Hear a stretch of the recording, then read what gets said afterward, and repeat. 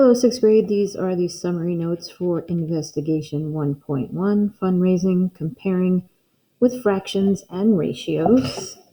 Anything I write down, please make sure you write down, and if you need to pause it, go ahead and do so. So again, this was our introduction to the book, and we're going to be looking at fractions and ratios. So let's review similar problems that you saw in this introduction. So here we have our fundraising goals. It says sixth grade $300, seventh grade $450, and eighth grade $150.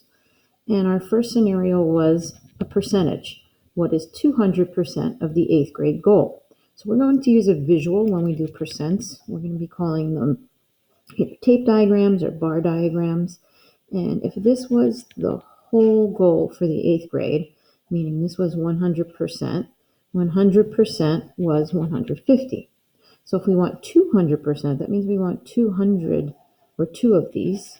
So here's another 100%, and it's another 150. So 100% and 100% gives us our 200%, and the goal of 150 and 150, when we add them together, gives us 300. So 200% of their goal would be $300. So that was our introduction to percentages. Then it included some review with what you've had with fractions.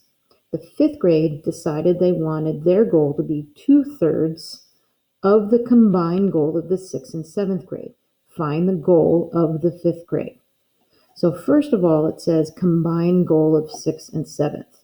So that means we're going to add our 300 plus our seventh grade, which was 450, and that gives us $750. So that's our combined goal. The fifth grade wants 2/3 of that. So again, let's use this bar diagram as our review, and we're going to break it up into thirds. So again, if we had all of them, we would have 750, but because we're breaking into 3 equal chunks, we are going to divide by 3. So 750 divided by 3. You can actually do that in your head. If you do 75 divided by 3, you're going to get 25, and then we can add our 0. So that means each third is 250. 250, 250, 250 gives us our 750. We only want 2 of those thirds. So we'll circle that. 250 and 250 will give us 500. So they are looking to have their goal of 500.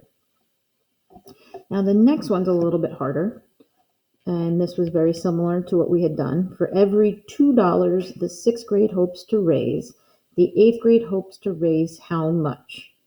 Well, let's look at their goals. If we have the sixth grade at 300, I'm going to put them on top, and we have the eighth grade at 150. Okay, so I'm going to do that. Now I'm going to make an equivalency. And again, this is the sixth grade on top and the eighth grade on the bottom. And we're going to put a $2 there. So what did we do from 300 to 2? We divided by 150. So then I'm going to divide down here by 150. And I will get 1. So for every $2 the sixth grade hopes to raise, the eighth grade hopes to raise $1. And then finally, what are various ways to compare 500 to 200? So we can make some observations that 500 is greater than 200. Okay, we can make it a ratio of 500 over 200. And when we simplify that, we get a ratio of 5 to 2. Okay, so you can say for every $5 this group has $2.